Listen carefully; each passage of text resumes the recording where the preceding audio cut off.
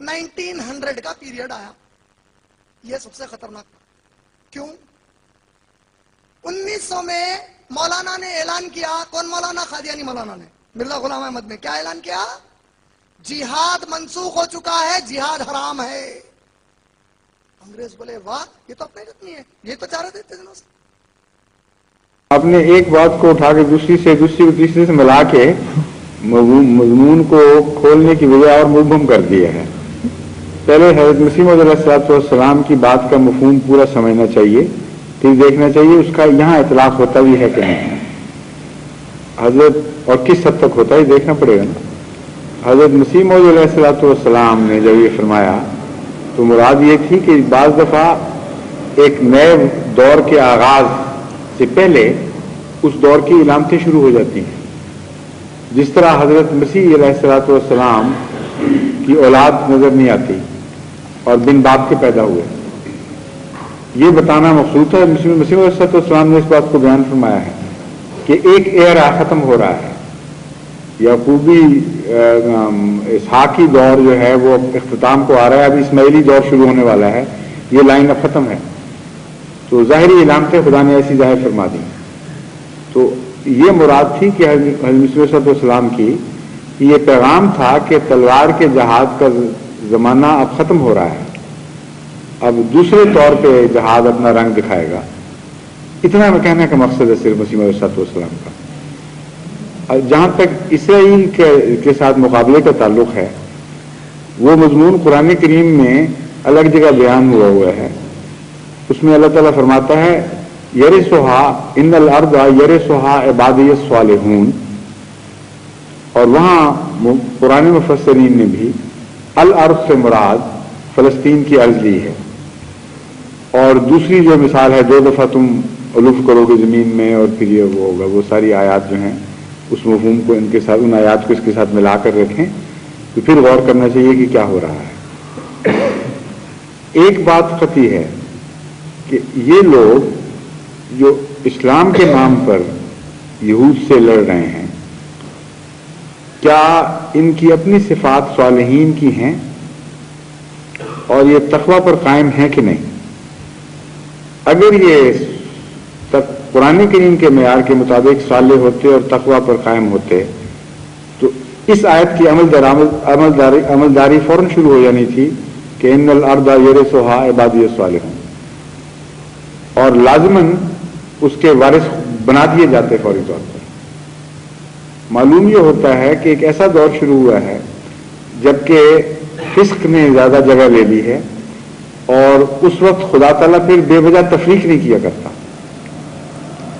بعض ایسے دور آتے ہیں کہ سچے مذہب کے پیرو جھوٹے مذہب کے پیرو سے بعض باتوں میں مشابہ ہو جاتے ہیں، اور اتنی وجہ امتیاز نہیں رہتی کہ اللہ تعالیٰ نمایاں تفریق کر کے دکھائے۔ ایسے وقت میں خدا کی ایک اور تقدیر ظاہر ہوتی ہے جو سزا دلوانے کی تقدیر ہے یا جھنجھوڑنے کی تقدیر ہے۔ چنانچہ جب بغداد پر حملہ ہوا اور اس وقت کے بادشاہ نے ایک بزرگ کو دعا کے لیے کہلا کے بھجوایا کہ بہت خطرہ ہے عالم اسلام کو اس وقت، تو اس نے ان کے متعلق لکھا ہے کہ وہ ساری رات دعا کرتے رہے، اور صبح جب بادشاہ کا پیغمبر گیا کہ بتائیں خدا کی طرف سے کیا اطلاع ملی ہے، تو انہوں نے کہا میں تو ساری رات دعا کرتا رہا اور ساری رات مجھے یہ الہام ہوتا رہا کہ ایھا الکفار اقتلوا الفجار، کہ اے کافرو فاجروں کو قتل کرو۔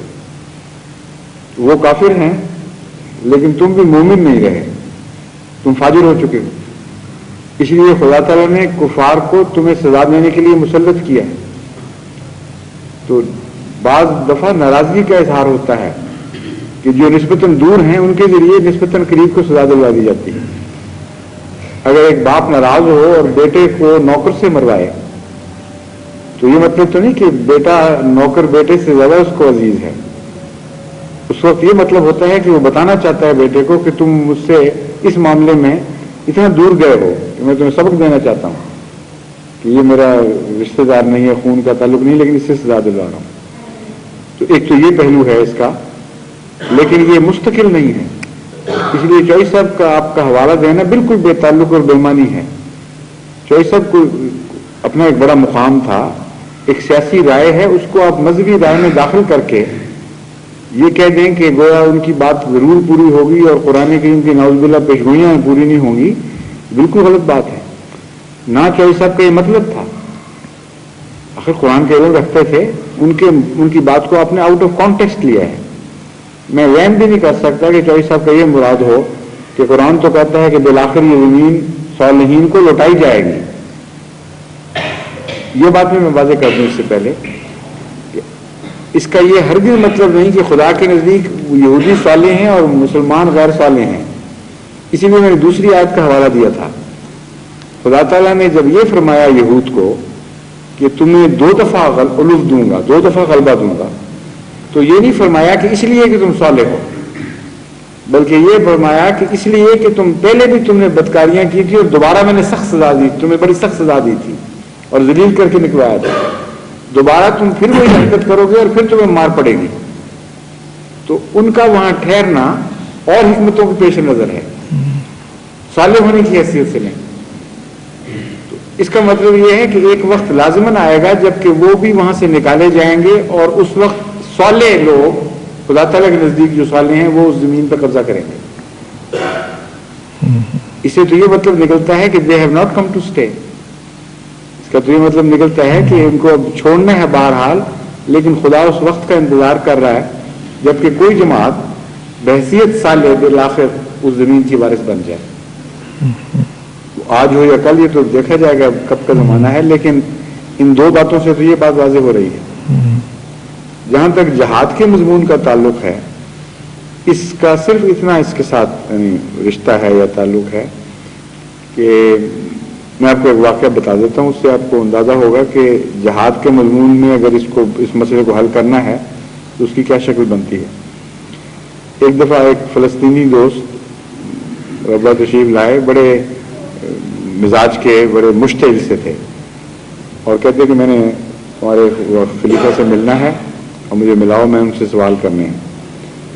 مجھے کو ان کی طبیعت کی تیزی کی وجہ سے مجھے احساس ہوا کہ جائیں گے تو بدتمیزی کریں گے، کوئی بدخلقی سے کام لیں گے، تو میں نے کہا میں آپ کو ابھی نہیں ملاتا، پہلے آپ مجھ سے سوال کر لیں اور پھر میں آگے بات کروں گا۔ تو انہوں نے یہ جہاد کا سوال اٹھایا کہ آپ کیا سمجھتے ہیں ہم کیا کر رہے ہیں وہاں؟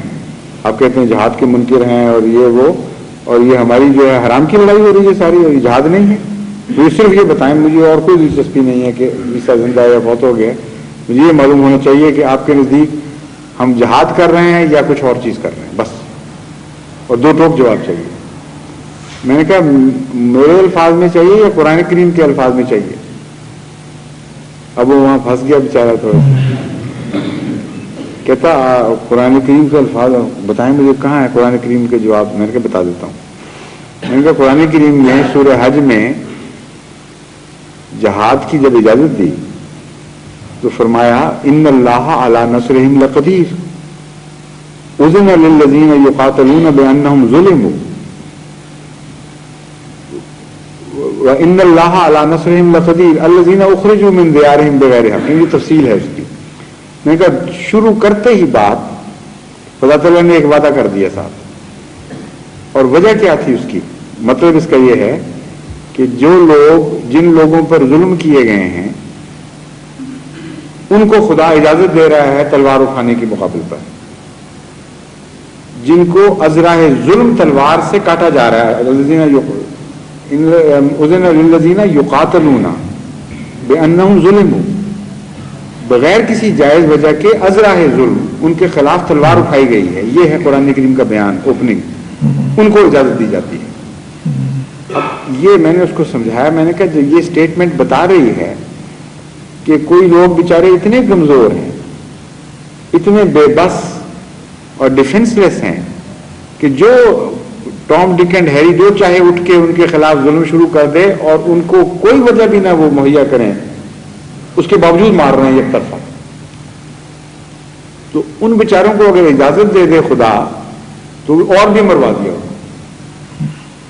ایک کمزور آدمی کو اگر طاقتور مار رہا ہو اور وہ چپ کر کے مار کھا رہا ہو تو اس کے بچنے کا امکان ہے کچھ، لیکن اس کو آپ ہلاشیری کر دیں کہ پڑ جاؤ تم بھی آگے سے، پرواہ نہ کرو اس کی۔ اس کی تو ہڈیاں ٹوٹ جائیں گی غریب کی, کچھ بھی نہیں باقی رہے گا. تو میں نے کہا آپ خدا کو ایسا سمجھتے ہیں؟ خود کہہ رہا ہے کہ اتنے تم کمزور ہو کہ تم پر یک طرفہ ظلم پر ظلم ہوتا چلا آ رہا ہے, اور تفصیل بیان کی, تمہیں گھروں سے نکالا, تمہیں حقوق سے محروم کیا, اور ساتھ کہتا ہے میں تمہیں اب اجازت دیتا ہوں ان سے لڑو. اس لیے آگے بات بڑھانے سے پہلے بیچ میں یہ جملہ معتبر رکھ دیا کہ ان اللہ علی نصرہم لقدیر, جو اجازت دینے والا ہے وہ طاقتور ہے, اور وہ اتنا طاقتور ہے کہ گارنٹی دیتا ہے تمہیں کہ لڑو اور ہم تمہیں جتا کے دکھائیں گے. تمہاری نصرت کی ضمانت دیتے ہوئے خدا اجازت دے رہا ہے, اس کے بغیر نہیں دے رہا. تو میں نے کہا اب اس آیت کے اطلاق کر لیں, یہ جہاد کی آیت ہے. آپ کو کتنے مقام پر فتوحات حاصل ہوئی ہیں وہاں؟ کون سی لڑائی آپ نے ایسے لڑی جس کے بعد آپ کی زمین پھیل گئی اور اسرائیل کی سکڑ گئی, اور وہ کمزور ہو کر نکلا اور آپ طاقتور ہو کر ابھرے؟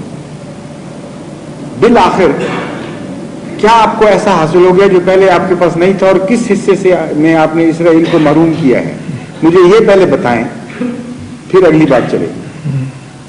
بالکل سر پھینک دیا اسے, ایک لفظ نہیں بولا. میں نے کہا بتائیں آپ, یا بتائیں کہ نعوذ باللہ خدا جھوٹ بول رہے ہیں. آپ کو کہتا ہے لڑو ان سے, جہاد ہے یہ, اور آگے سے مار پڑواتا ہے ایسی کہ 10 گنا سزا دے دی. میں نے کہا آپ کا, اگر آپ یہ کہیں گے میں کہوں گا آپ جھوٹ بولتے ہیں, خدا جھوٹ نہیں بولتا, کیونکہ رسول اللہ صلی اللہ علیہ وسلم سے جب وعدہ کیا تو ہر دفعہ پورا, بلکہ نسل بعد نسل پورا کرتا رہا. حیرت انگیز ہے, منگولے کو شہباز سے لڑایا اور شہباز کو مروا کے دکھایا اس نے. بڑی بڑی سلطنتیں پامال کرواتی مسلمانوں سے. وہ ہے خدا جو یہ کہتا ہے ان اللہ علی نصرہم لقدیر, اور جہاد کی تعریف کرتا ہے کہ جہاد وہ ہے جو خدا کی خاطر تلوار اٹھائی جاتی ہے, اس میں شکست کا کوئی سوال نہیں, فتح کی ضمانت ساتھ ہوتی ہے.